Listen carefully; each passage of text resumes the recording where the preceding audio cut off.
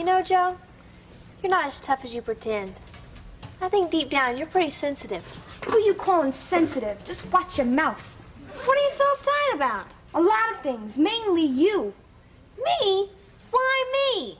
'Cause little by little you're moving into my space here. Keep your Saks Fifth Avenue rags out of my area. And the next time I find your shoes on my side, I'm gonna glue them together. Would you be careful? Those are very expensive shoes. Then keep them in a safe deposit box. This is Eastland to Langley, a podcast about the facts of life. I'm Karen Bensinger. I'm Scout Kirkpatrick. And we are here to talk about the 1980s television sitcom, The Facts of Life. To continue with the episode The New Girl, this is part 2. This is the season 2 opener. And Scout, I'm going to let you take it on with all your facts.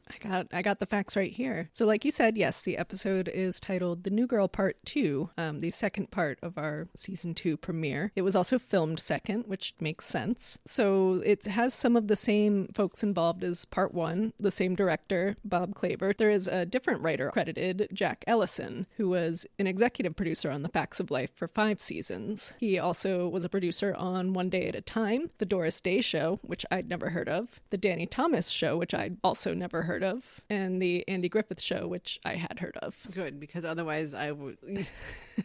You and I are different pop culture people. Yes. But there are some things that if you haven't heard of them, I wonder. Yeah, well, I mean, there are lots of things I've never heard of and people don't understand how. Well, at least you have that one. I do. This gentleman was almost 60, I believe, when he wrote this episode, maybe like 58. But anyway, basically, he's a guy who's been in the business for a long time and has a lot of experience, and that is one of the writers on this episode. This episode aired on November 26th, 1980, which is a Wednesday. It's actually the day before Thanksgiving that year. It aired a week after Part 1 aired, which was also on a Wednesday. So they've officially become a Wednesday night program. Yes, the last couple of season 1 episodes were aired on Wednesdays also, so they had made that leap. So on this day in history, Sir Richard Attenborough began filming Gandhi on location in India. Okay. That was a big deal movie for the time. Yeah, and I guess it took a long time for him to even be able to get started, so it was kind of a big deal just that it finally started happening for him. And it was not on this same day, but on this same week, an opera based on Where the Wild Things Are premiered in Brussels. Which I thought was kind of interesting. It's fun. Yeah. The top song for this day is still Lady by Kenny Rogers, which I still have not listened to. Yeah, we should have listened to that between. We That's probably right. should have. It will remain a mystery. As for TV, I kind of already went over what the season looked like last episode as far as what the top shows were. Like I said, it was up against Soap and I think the CBS movie, but this one I did find a title for. The movie was called The Wild and the Free. Oh. I tried to find some information on it. Wikipedia describes it as an American family adventure comedy television film. Okay, so it was a TV movie. It was a TV movie. They did not give any context. The only place I could find a synopsis was on Rotten Tomatoes, which described it as humanized chimpanzees return to Africa with 2 scientists thrown together by a budget cut. Well, sounds kind of fun, I guess. Sounds like a made-for-TV movie. As far as other movies, a lot of movies actually premiered on this day. Okay. We have In God We Trust or Gimme That Primetime Religion, which, have you heard of this one? I know I haven't seen it. I vaguely feel like I may have heard this title before, but I don't know this film. So this film was directed by Marty Feldman, as in of Young Frankenstein fame. Okay. I had not heard of it, but it sounds delightful. Another movie that came out today, Resurrection, which starred Ellen Burstyn. Is that how you say her name? Burstyn. Another one was called Divine Madness. Do you know this one? Are you going to ask me every single film? Yes, because I expect you to know them. Well, 80 is a little, I mean, listen. It's a little early, I Films guess. exist out of time because we can always go back and watch them. But I don't know these like from my youth because I was 2. Yes. The thing is that there was a great podcast that ended before its time, before they ran through the whole decade. But there's a podcast called 80s All Over that was covering every single film released in the United States dates Oh, wow. in the 80s. And so they would do it month by month, decade by decade. They got about halfway through and then stopped. Oh, that sounds cool, though. So, but a lot of these, I remember hearing about them, but I think I remember when I was listening to that podcast, unless it was a major film, pretty much at least everything up through like 83, I was like, oh, I've not heard of that. Well, this one was a Bette Midler, Divine Madness. Yeah, so it was Divine like her, Madness, yeah. it was like her stand up and like some concert footage or something. So yeah, it was all about her. Another movie that came out was Stardust Memories. I know the name. I have not seen the film. Okay, evidently it is unfortunately, I'll have to say his name, a Woody Allen film. Oh, yeah, that's why I know the name. So we're not going to talk about him, but we will say that it was evidently Sharon Stone's film debut. Okay. So good for her. And then the last film to come out was called Phobia. I don't know it. It's a premise where like a psychiatrist is trying to help people with their phobias, but they keep being killed by a madman in the very specific way of their phobia. Okay. So it sounds kind of fun. Well, the thing about films released in 1980 is they might sound fun and then you'll find out some horrible fact about them and then be like, well, like perhaps it was directed by Woody Allen. Yeah, unfortunately. But that's what happens over time. All right. So that gives us some nice context for what was happening culturally. Yeah, some things were happening. So let's move on to the episode. I'm going to give you a couple of brief synopses. Okay. I can't wait. According to the booklet that comes with the DVD box set. The Bible. A ridiculous bet between Joe and Blair lands the girls in jail and expelled from Eastland School. Okay. According to Tubi, a scandalous scheme lands streetwise Joe, sophisticated Blair, and co-conspirators Tootie and Natalie in jail, ... expelled from Eastland School. So Blair has gone from snobbish to sophisticated in the descriptions. Okay. That one kind of sounds like a rewrite of the booklet. Yes. And then on IMDb, we have the girls are put on probation and must work in the cafeteria to pay off their damages. That's it? That's pretty straightforward. They don't even really give us any context for what their damages might be. Well, we're going to find out what their damages are. We're going to find out. I guess we can move on to the recap, unless you have something else. No, I'm ready. Okay. Well, so when we last left our team of intrepid reporters, or not at all reporters, and they're not a team yet, but they're 4 young ladies. They were in the Chug-a-Lug bar down by the highway. 5 miles from school. 5 miles from school, getting busted for using fake IDs and buying beers and pouring beer on a cop's head. And so when we open, we are in the jail cell. It's a single cell. Blair is mournfully looking out the door. And it's not like a traditional jail cell where it's like the bars. It's like a room that has a door that's got like a mesh window on it. Yeah, it's not even glass. It's just mesh. So she's like clinging to just like a little mini chain link. And she's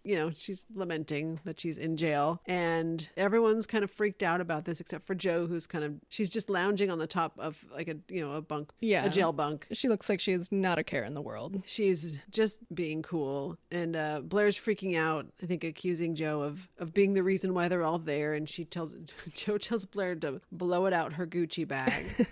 Blair's worried about her reputation. Natalie's worried she's going to give her mother a heart attack. Tootie is like, my parents are going to disown me. Everybody's concerned about the consequences except Jo. Except for Jo. Blair goes back to her little mesh window and she demands to be let out. Tootie's like, we've only been in here for 45 minutes. So Blair is possibly overreacting. While they're in there, another young woman is brought into the cell. We don't get a name for her. Blair and Natalie both kind of try to make an attempt to make conversation with her, but I think because Natalie asks, like, what are you in for? And she says, robbery and assault. And it seems that she enjoys assault because she's all, and she like cracks her knuckles. Right, yes. We should also note that this woman is like a tall woman, and like none of these girls are very tall at all, but it makes her really stand out. Yes, she's probably, I'm going to guess, like maybe 5'8". Maybe, yeah. And she looks like she's 6 feet tall. Yeah. Just in that space with them. Because also Tootie and Natalie are seated, so that doesn't help matters. So she seems tough, right? She seems like a force to be reckoned with. She notices that Blair's got a nice watch, and she tries to take it, and she does. She's taking it physically off of her body, and Jo quickly on her feet off that top bunk. Immediately. And I don't know if she's still wearing those heels she was struggling with before, but does not seem to bother her now. I'm pretty sure she's wearing different shoes, because I feel like in the last episode her shoes were like tan, but in these they look looked like black, but they're still heels. So I don't know what happened there. Somehow she changed shoes. Listen, knowing Joe, she got some off somebody's feet.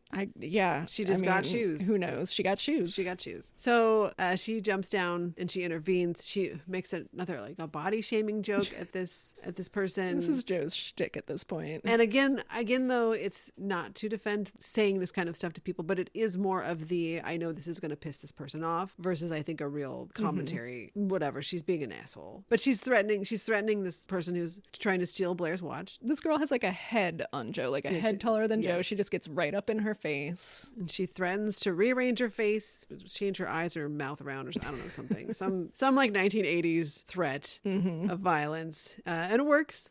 She's like, all right, she gives the watch back to Blair and says it's junk anyway. And then Blair has to be like, this watch is a Tiffany watch and it costs $500. Joe looks at her like, are you kidding me right now? And actually, I meant to look on the inflation calculator. Ooh, yeah, let's find out. To see what a $500 watch would be worth today. What is a $500 watch in today's money? It's like the time I watched Little House on the Prairie and Nancy or Nellie or one of the rich girls was like, this dress costs $20. And I was like, that's not a lot of money. My mom was like, at that time, it was a lot of money.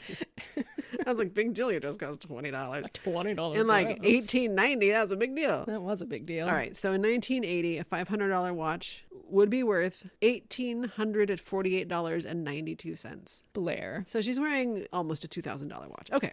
Honestly. Upon hearing how much the watch is worth, she comes back and she's like, tries to take it again, but Joe gets in her face again. And once more, she backs off. Blair is very grateful. She's trying to thank her and Joe's like, just knock it off. Yeah. Doesn't want the praise, doesn't want Blair's gratitude. My take on this is that this is a very, looking at the decade, this is something we also see commonly in like John Hughes teen films, which is like, you can constantly be at odds with a person, but the second an outsider comes into that space, suddenly you are united front until you remove that person from the equation, and then you can go back to being like nemesis. Yeah. And it very much has that energy to it of like, you know, hey, you are being awful to a person that they're my problem, not your problem, and you need to back off. Yeah, that does seem about right. Yeah, we're kind of setting that tone here. Mrs. Garrett arrives and she springs them out of the cell, and this additional young woman tries to follow, and she's like, I think you're supposed to stay here. And she's clearly intimidated by her also. Yes. And then once they're all out of the cell and this nameless woman is being locked back in there, Tootie like confirms with the guard like, oh, is it locked? And then when it's confirmed, she says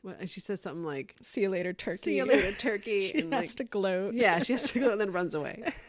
Because that's Tootie for you. Blair is thankful to Mrs. Garrett for releasing them, but Mrs. Garrett's like, no, this is not just me coming to rescue you from this. You broke the law. You did a bunch of things wrong, basically. Yeah, she basically tells them all to sit down. She has some things to say to them. Right. And those things are that they're on probation for 6 months. They are technically all expelled from Eastland. Blair immediately demands an appeal, which is interesting because later she will ultimately pursue a law school education. And Mrs. Garrett says, well, I have some ideas on how we can keep you at Eastland. Number one is that Mrs. Garrett essentially becomes their guardian. She's responsible for them when they're on campus. They don't live in the dorms. They're going to have to live over the cafeteria, and they're going to have to work in the cafeteria to pay off the damage to the van. Blair, being Blair Warner, the richest girl in school, maybe the richest girl in New York State, she's like, oh, my mother will pay for it. Not a problem. Right. But Mrs. Garrett says, no.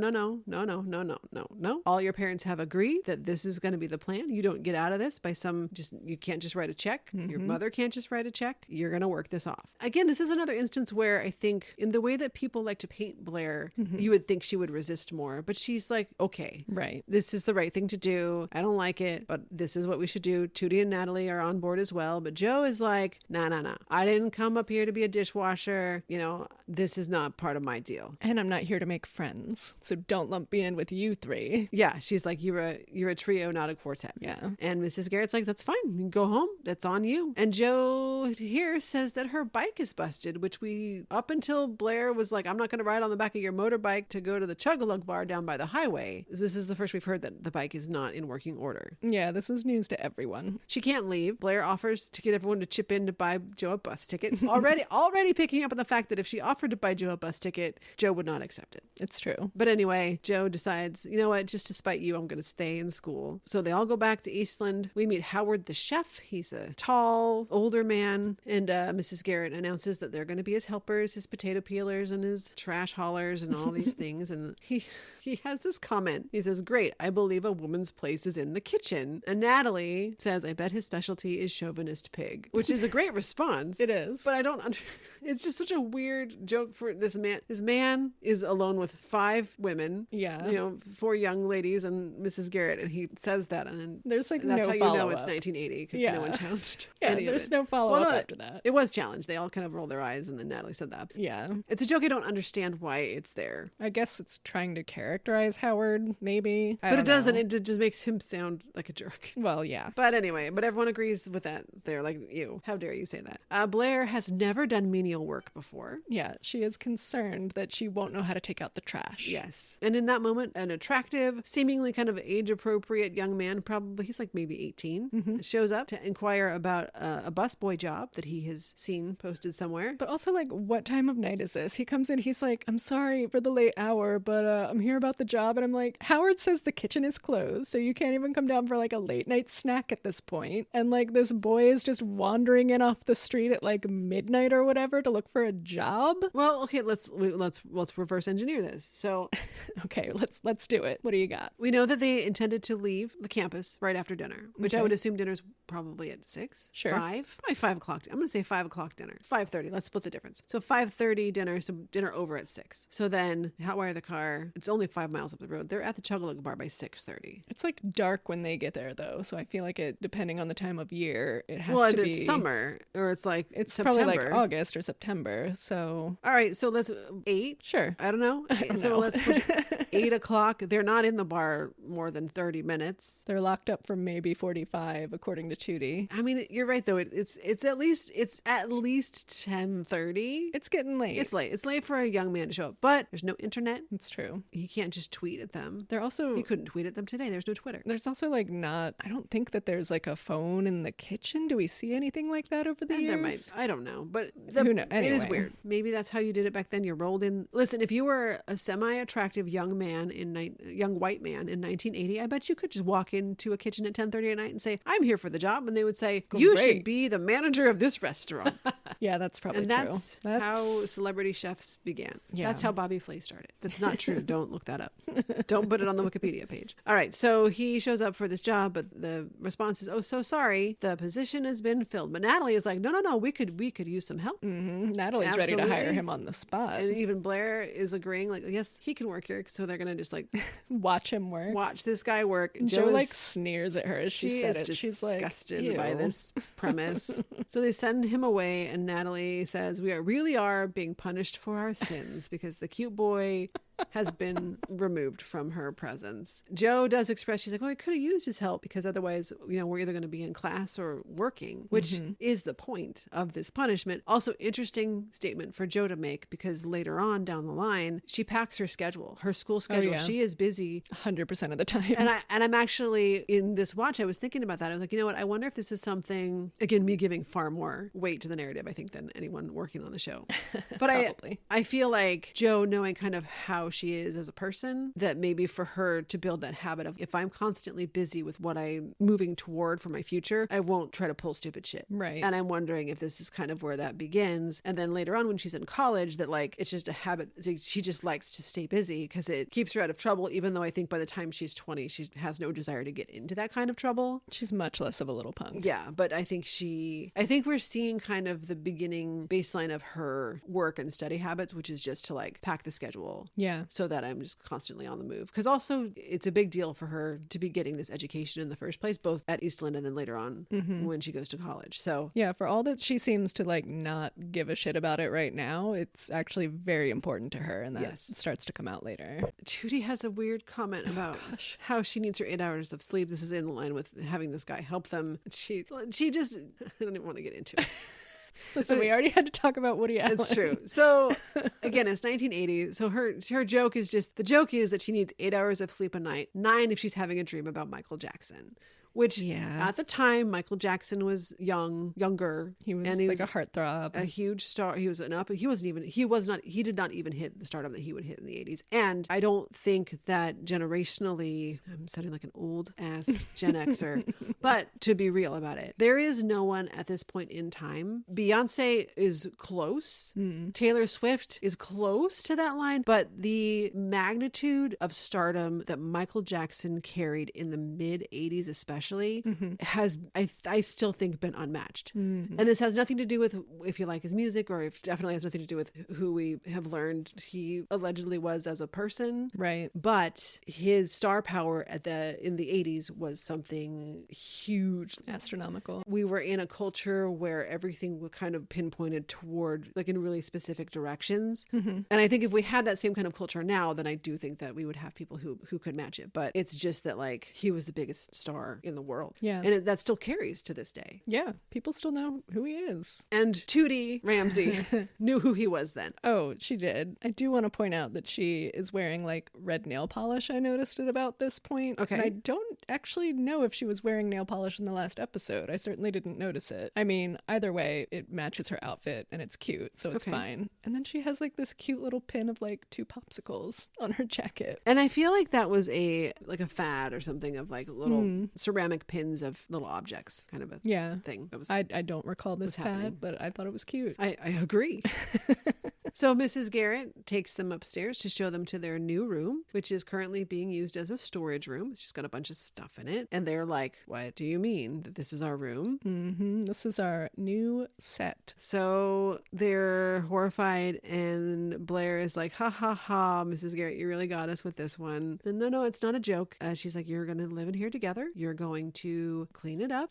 I think Blair asks where the bathroom is, and Mrs. Garrett's like, it's down the hall, and you're going to share it with me. And that everyone is appalled at this concept of 5 people sharing a bathroom. I mean, it sounds awful. It does. Yeah, Blair at this point is like, I simply cannot live in these conditions. I have not been prepared at any point in my life to live in impoverished conditions where I have to share a room and a bathroom. Because that's what she considers to be impoverished conditions, is a room she shares with other people and a bathroom she shares with other people. She can't do it. And also Tootie and Natalie are kind of like, everyone's complaining. Mrs. Garrett is like, well, it's a permanent pajama party, and that they have the choice. They don't have to stay here, but if they want to continue to go to Eastland, they need to follow this plan. They all 3 kind of fall back in line, and Joe's like, I love it. Turns out it's great. Still is like, it's a dump. And then Mrs. Garrett's like, the door's right there. And she's like, oh, I'll stay. And she reminds them all, Mrs. Garrett reminds them all that she went to bat for them, basically. And she's also making a sacrifice because she's lost her private bathroom. She's got to share it with 4 teenage girls. One of them is Blair Warner, who I think is the equivalent of like 4 other teenage girls. This is probably true. When it comes to mirror time. Blair accuses Joe of ruining everything, and Tootie and Natalie are kind of following that lead. And they all start arguing. I can't really blame them. And we cut away from that scene. We follow Mrs. Garrett out of the room, and she's like, well, I don't know. What do you do? And then we move forward. We've shifted forward in time. The school year has now begun. The room is put together. So we have 2 twin beds on kind of the right-hand side. So closest to the door is Blair, then Joe. Then there's a bunk bed to the far left. Tootie is the top bunk and Natalie is the bottom bunk. Yeah. And this will be the layout for the remainder of their time at Eastland. Blair's bed has like pink sheets and like a fluffy comforter and like a nice little like decorative bed frame. And Joe's bed has like one of those like desk things that you can roll up, like like a C table. But almost like the kind that you use in like the nurse's office when you're sick. Yeah. It has one of those. There's like a motorcycle tire leaning against her Probably bed. from her busted bike. Probably. There's like a toolbox and her motorcycle helmet. It's like, this is like a study in opposites. And then unfortunately, Tootie and Natalie's bunk bed, they just have like orange bedspreads, and there's not really anything personal on there yet. I think if it's not there yet, eventually at Tootie's bunk, there will be like pictures of celebrities. Yeah. And then Natalie has stuff down under hers, but she's the bottom bunk. And I think there's like a little curtain or something that she can pull. Yeah. And I think she eventually puts like newspaper clippings and stuff on there, probably to show her like interest in journalism. Trying to solve a crime? No, but I feel like it's like I feel like it's like newspaper articles and like there's also like pictures of boys, but it's like it's not just like celebrity crush stuff. I'm gonna believe it's true crime. I mean, Listen, you know what? If any one of them could solve a crime, it'd be Natalie. And if any one of them starts a true crime podcast in 40 years, it's Natalie. 100%. And then she has all her friends on. Mindy Cohn actually does have a podcast, not a true crime podcast, just a regular podcast called Mondays with Mindy, which if you enjoy fun celebrity interviews, she does a lot of them, including with her former castmates. There you go. Yeah, so the room has now been set up and everyone comes in and there's Eastland school uniforms and they're all dead tired on their feet. Taking off their aprons from working. No. They're acting as if they have been working construction 12 hours a day. Like, I'm so dead tired that you would think that they were asked to like haul lumber instead of like scoop potatoes. I mean, to be fair, the first couple of days you do restaurant work, But they're not doing restaurant work. They're like working the line and then clearing the plates. cafeteria. I mean, they're not like running around the way a waitress does. You and I both come from food service experience. So I'm not at all minimizing what that work is like. I'm just saying that I think at best they're like maybe helping prep things in the kitchen, like cutting vegetables and then standing on the line to serve the meals, which the service part has to be maybe 30 minutes. And 30 minutes to an hour, I would think. But yeah, now that I'm thinking about it can't be more than like 2 hours of work at a time. They're not used to it, which is that makes all the difference in the world. So Joe is like, the minute my bike is fixed, I'm leaving. And I'm like, what happened? Why is it even broken? Yeah, who even knows? She starts to tell them about Eddie, who is her boyfriend back from home. But I also like, because they're all complaining about how sore and like how much they're suffering, that Blair is complaining about her nose hurting. And Joe is like, how can your nose be hurting? And it's because she fell asleep in class and landed on her face. And then Tootie says she fell asleep in gym class and got used as first base. So they're really suffing out here, you guys. Exhausted. And when you are a teen, it is true. If you don't get your sleep, it feels rough. It does. I am someone who, even now, but especially then, if I had a chance to sleep late and long, well, then by God, I would do it. And so I do understand and respect that your teen sleep is your most important sleep. It's very true. But they're not getting it. They're all tired. And Joe is telling everyone about her boyfriend, Eddie. Blair's like, everybody has a boyfriend. And then she looks at a picture of him. And then Joe's insisting how different Eddie is. And that okay, sorry, before we get too much more into Eddie, where is this even coming from? Just last episode, she was all like, what do you guys do for men around here? And wanted to go out to a bar to pick up college guys. Not just a bar, the Chug-a-Lug bar down by the highway. The Chug-a-Lug bar down by the highway, 5 miles away, that they had to fucking steal a van to go to because she was so desperate to like prove how good with men she is. And she had this boyfriend this whole time. She could have been like, I'm so devoted to him. Where is this? This makes no sense. Yes. Well, that's being a young lady in 1980, I guess. I don't know. You are correct, though, because it was last episode, it was about proving that you can get any man. And now it's like, well, I have this boyfriend and she's talking about how great he is, how he's different, how her mother wants to keep them apart. That's why she sent Joe to Eastland. And she's talking about how her mother just doesn't trust guys in general because she's a cocktail waitress and guys try to pinch her all the time, which Natalie thinks sounds exciting. Because Natalie's horny. We've established this. We don't know yet to not conflate harassment and assault with flirtation. Yeah. On a cultural level, I mean, like in these conversations, and we haven't differentiated between those things. And I'm sure in Natalie's imagination, they're all hot. Of course, she's picturing being a cute cocktail waitress, and then all the hot men are like, "Hey," and pinch her bottom. Yeah, and she's like, "Yeah, that's what I'm sure she's imagining." Yeah, Natalie, just no. Aim higher, girl. Honestly, Joe's description is that it's real love. They've been together for 3.5 weeks. And okay, but what's weird about that is, according to Mrs. Garrett, she's running around with this boyfriend enough that she was getting into trouble with truancy and all this other stuff. That's why her mother sent her to Eastland for 3.5, like so for not even a month. Like over the summer. She was just, but how is she skipping school? That's what I'm like, is it even the same boy? Because she does talk about how like she and Eddie met by going to an event with different people. Maybe. But yeah, it's also just But then why would Eddie be the boyfriend that she was like trying to keep away from? Because when we meet Eddie, he's pretty kind of boring. Yeah, he's not like, anyway. But also like, this is also when we get to experience the different voice that comes out of Joe when she's talking about men or talking about love, or especially talking to men. Her voice goes into this different register, and it's like, I'm talking about this. And it's Yeah, like it goes into like a higher register. And it's like, it makes sense because she's being like, she's being tender about this, but it's such a strange contrast for her. It doesn't really happen with anything else. And when we see later points in time, I think at this age, kind of anything that's intense or serious to her does fall into that space. But I think even within, I think, a season or two, if she's having a good heart to heart with one of her friends or with Mrs. Garrett, she doesn't use this voice. It's this.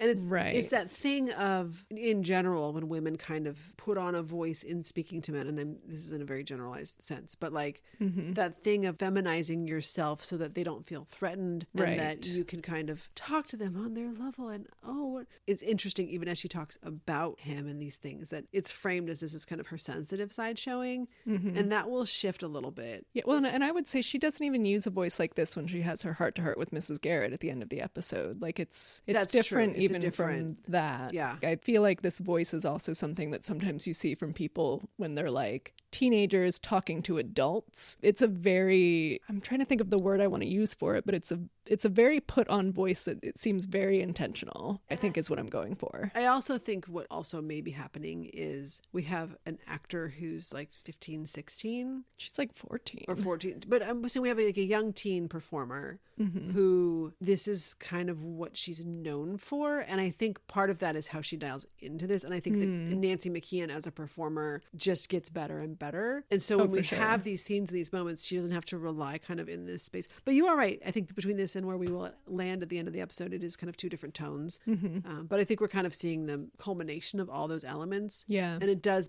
feel like when she's talking about Eddie, it's this, my boyfriend, and I love him. We've been, but there's also comedy in what she's saying, because she's saying like, it's been 3.5 weeks. They were at this dance with other people and they saw each other across the dance floor, just like in Saturday Night Fever, but it was a Friday.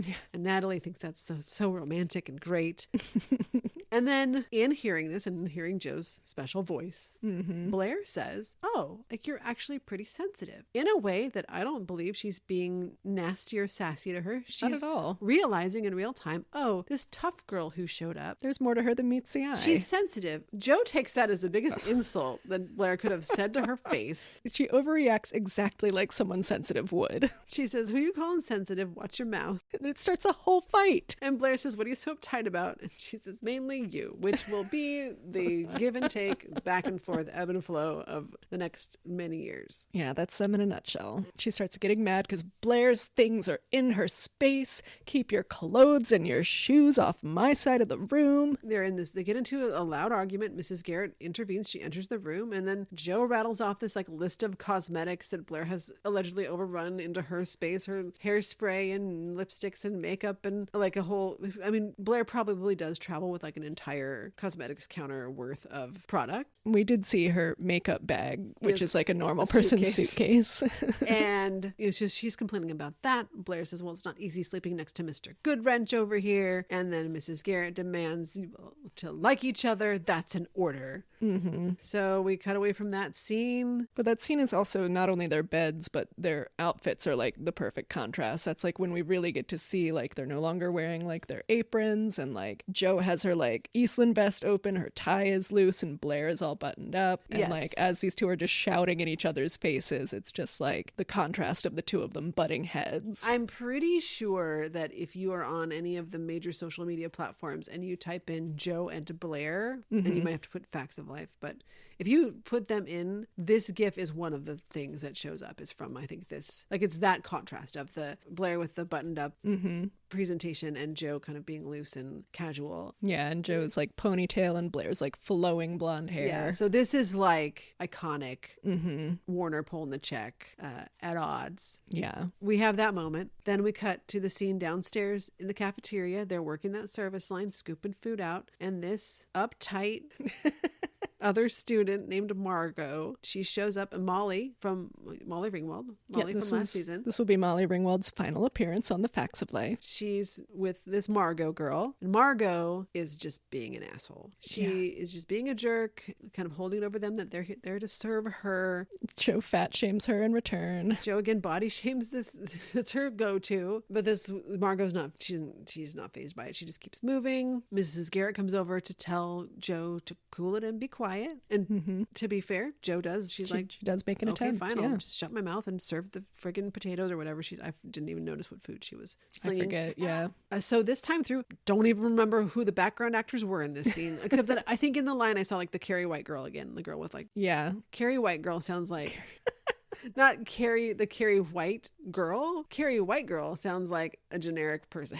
But anyway, I think I saw that. Or someone who had the same hair. Well, Molly's coming through the line and she's being sympathetic. Yes. And she can't stand to see Blair working this hard. And Blair's like, look at my finger. And there's like, she's like, oh, you have a blister. And Blair's like, oh my God. Never seen one before. She tries to show it to Jo. And Jo is like, don't show me that. I don't want to see that. Tootie tells her it's rough and then compares herself to Miss Jane Pittman, which the autobiography of Miss Jane Pittman was a novel in the 70s about a woman who grew up in Civil War era slavery and I think came to the North. I have not read the book or seen the TV movie starring Cicely Tyson based on it, but actually I would maybe like to watch that. Yeah, it sounds good. But anyway, she is comparing her experience to slavery. Yes.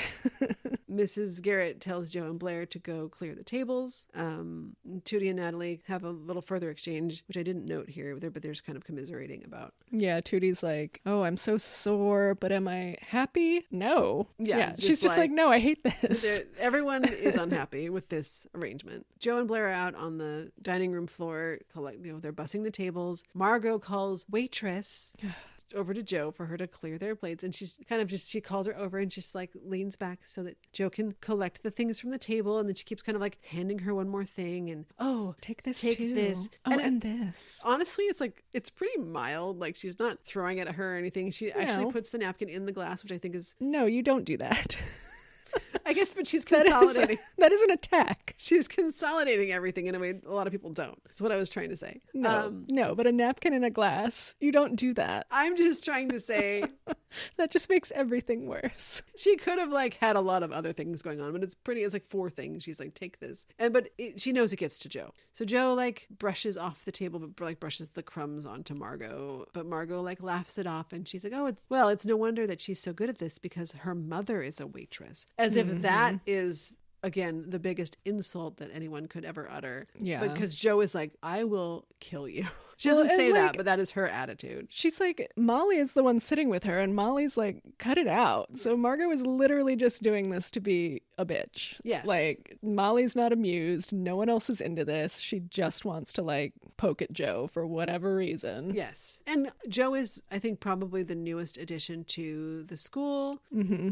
And evidently everyone knows her past. Everyone knows her story, her past, her mother's Did Mrs. Garrett run her mouth to everyone? I don't know. I mean, although Blair did know, did Blair have time to tell anyone? I don't know. Right. Somehow everyone knows about Jo's mom working as a waitress. So Jo is about to like body slam this girl into next week, but Blair stops her.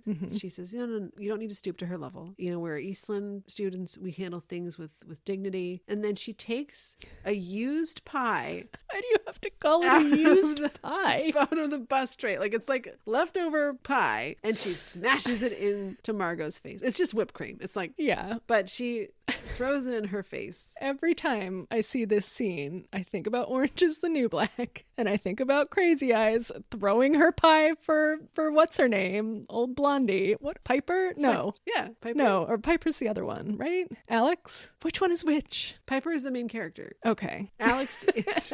Alex is what's her name? Alex is Hot Donna from that 70s show. Okay, well, that was a goddamn mess. But you get my point that is what I think of every time. You think of I threw my pie for you. I threw my pie for you. Blair threw her pie for Jo. Blair threw her pie for Jo. It was used pie. It was used pie. Blair Warner reached her well-conditioned hand. Her well-manicured hand. Into the bus tray to retrieve a used pie and to smash it into somebody else's face. I was going to say, I do want to commend Jo for because if Blair had been saying anything like this to her, she would be in her face in an instant. But Jo kept it together against this other chick, no problem. Because it's Blair who gets under her skin. And she told Mrs. Garrett she would keep it cool, and if she wants to stay in school. And she's making an effort. Yes. So Blair does this. Everyone in the cafeteria laughs about it, even Mrs. Garrett, until she stops herself. And I think that Margot's just that girl nobody likes. I guess she's so. Mean. She is a mean girl. She is a mean girl. So then we cut to the the upstairs bedroom. Joe is packing a bag. Blair enters to see her doing this, and she's like, what are you doing? Joe's like, I'm leaving. Blair's like, your bike, it doesn't work, remember?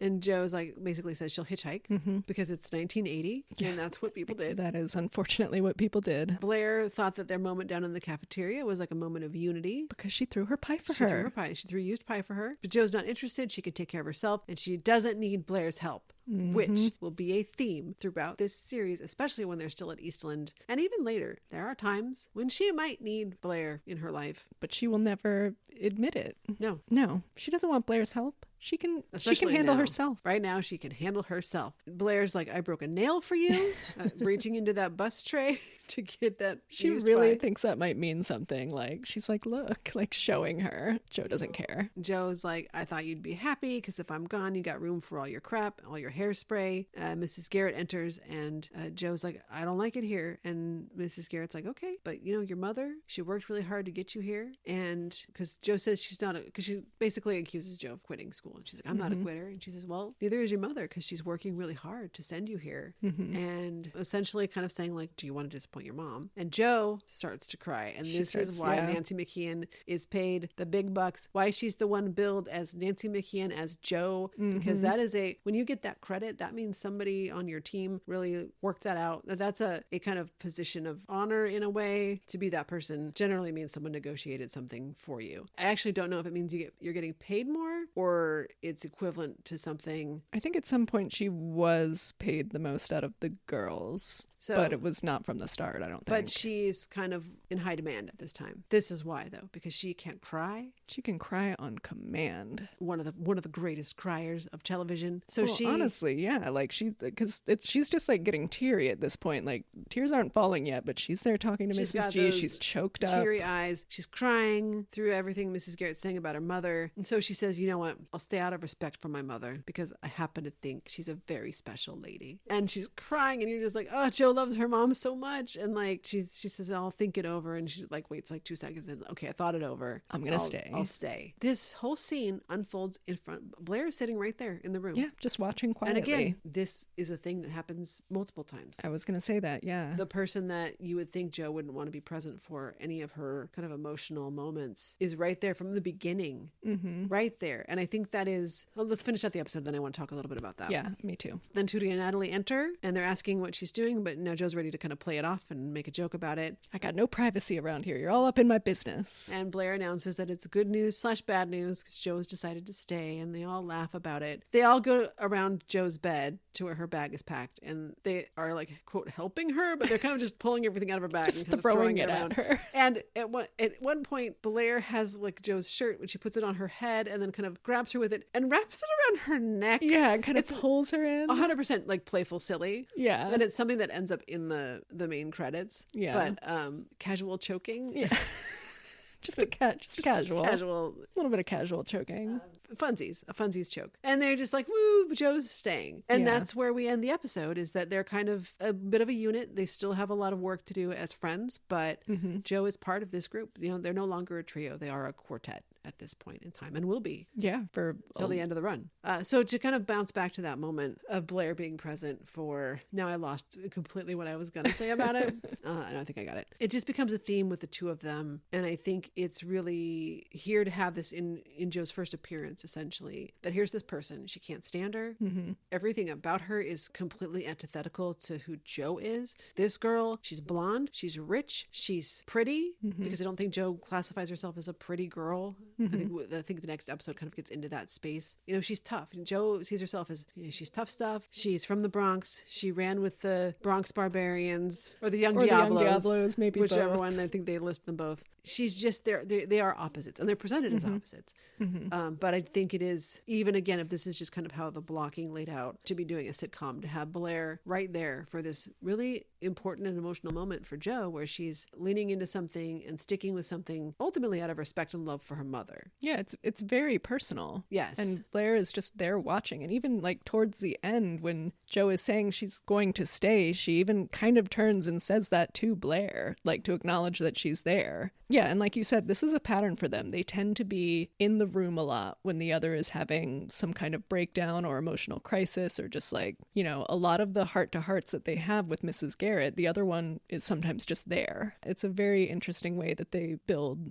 intimacy, whether you view that as friendship intimacy or anything else. Yes. The point here being is that they, from the beginning, I think, are really important to each other, even if they don't quite recognize how or why. Right, because even at this point, Blair clearly doesn't want her to leave. Right. You know, when Mrs. Garrett comes in, Blair is just throws up her hands like, I don't know what to say to her. Like, she's leaving. I think within the narrative, one, they've gotten into this trouble together. So now they have this, Blair's never been in trouble like this before. No. And now she has someone who's in trouble with her. So they've to her, I think they've bonded over that. Even just the pie thing, that she's like, I thought we bonded over that. You know, like I thought that was something, I thought we kind of had something going. Like, yeah. And when you're that age too, you know, you find these moments or things, silly things that happen at school, you know, that you are like, oh, remember when this happened? And like, that's how you connect with people, because it's your social structure. Now that we've removed the other girls from season one, because I think that really the only one she was particularly close to was Sue Ann. Right. But even then, they had kind of an antagonistic friendship. Yeah. And so I think just the culmination and combination of the series of events, Blair's previous, again, like her kind of previous loner status, this might be the first time that maybe she's felt like she's trying to make a friend in this way. Right. That isn't about status. I don't know.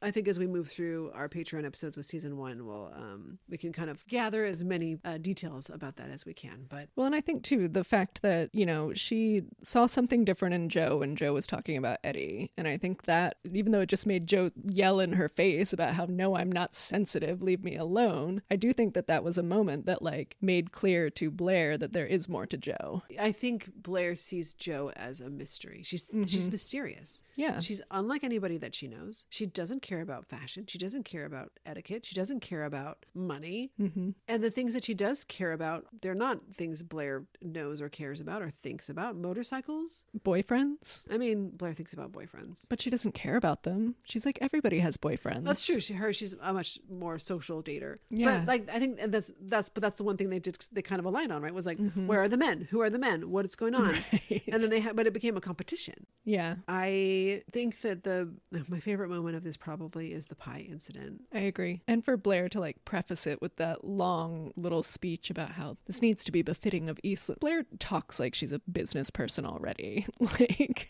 but then she does shit like throw but then a she pie does in shit someone's like face. throw a pie. Yeah. Well, and also I think this episode is important too, because I think it's the episode that starts to give us a sympathetic Jo and a Jo that we can actually like. To be fair, it's only the second. It's Well, yeah, but the she's second part of two. Yeah, but she's, like I said, she's not very likable in part one. And it's not until like the back half of this episode that we start to be like Blair, we start to be like, oh, there's more to Jo. She's not just some little punk who's here to cause chaos. There's more going on here. And we will, as we move through this season, we do start to get those same things with the other girls as well.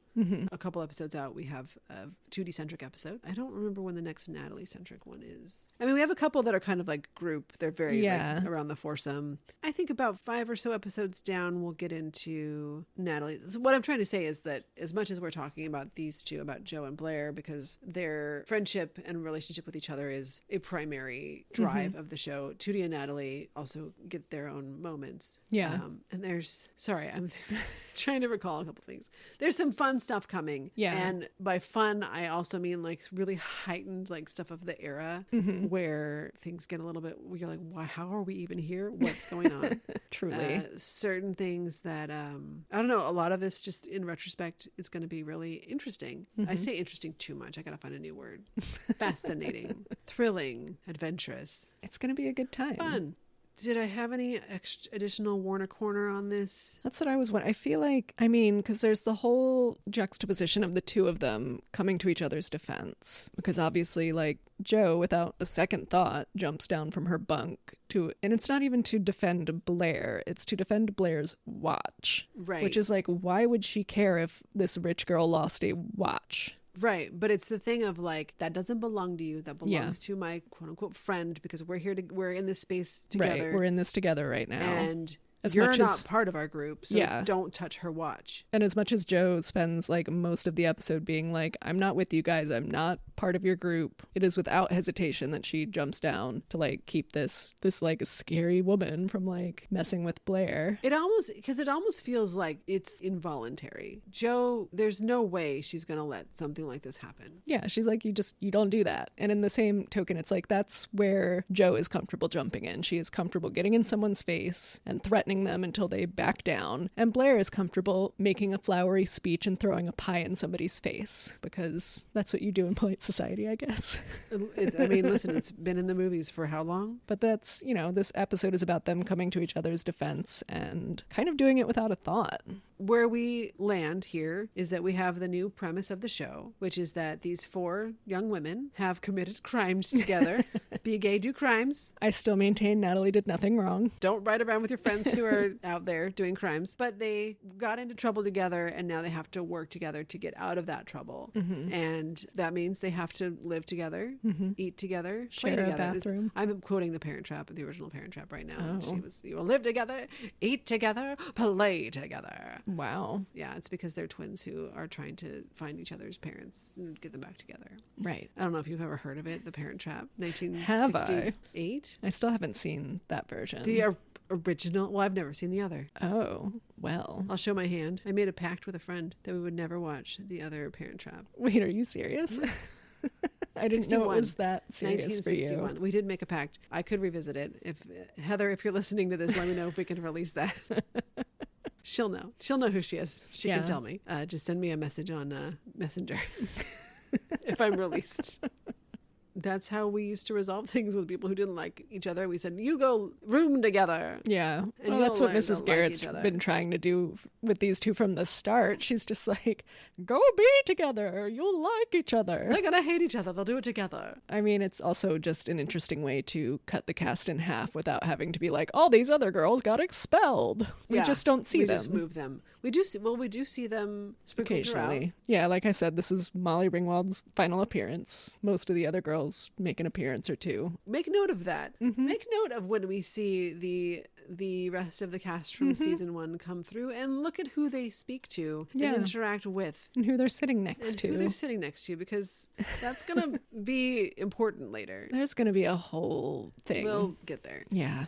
So that is episode 2 of season 2, 202. And we have laid the groundwork for where we will be moving forward. And these young ladies are going to share a room for a long time, and we're going to learn a lot about them. We're going to learn about the facts of their life. And a lot of other stuff. So season 2 has only, I believe, 16 episodes. Yes, and one's a backdoor pilot. Yes, which we will likely move over to the Patreon. Which, speaking of the Patreon, patreon.com/Eastland2 Langley. If you want to check that out, if you haven't already, we currently have our first episode up there. It is free. You do not have to be a member to hear it, but if you would like to become a member and each month receive one of our season 1 recaps, that's where that will happen. Mm-hmm. We are also on Instagram at Eastland2 Langley, where I will be posting. I will post as we put out new episodes, and if we have certain things we are referencing in these podcast episodes, if there's photographs or other visual aids, I can put them on there. And also Eastland2 Langley pod@gmail.com if you want to send us any additional questions. If you have some further insight on things we don't seem to know much about,